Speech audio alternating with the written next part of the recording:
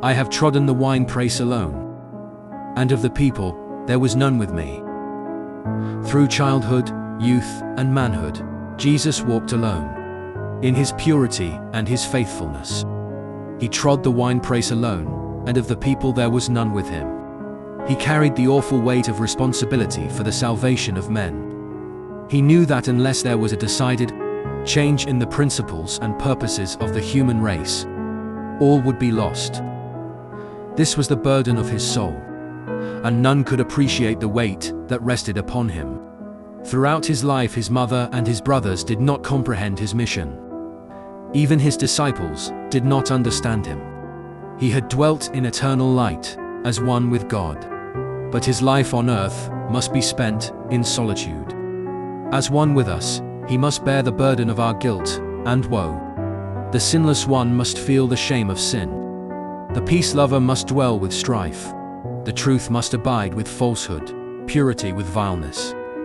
Every wrong, every discord, every defiling lust that transgression had brought was torture to his spirit. Alone he must tread the path. Alone he must bear the burden.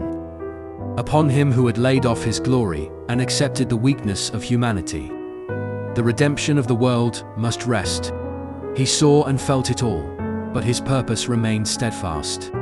Upon his arm depended the salvation of the fallen race, and he reached out his hand to grasp the hand of omnipotent love.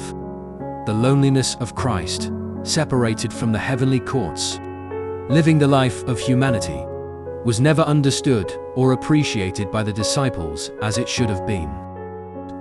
When Jesus was no longer with them, they began to see how they might have shown him attentions that would have brought gladness to his heart. The same want is evident in our world today, but few appreciate all that Christ is to them. If they did, the great love of Mary would be expressed. The anointing would be freely bestowed.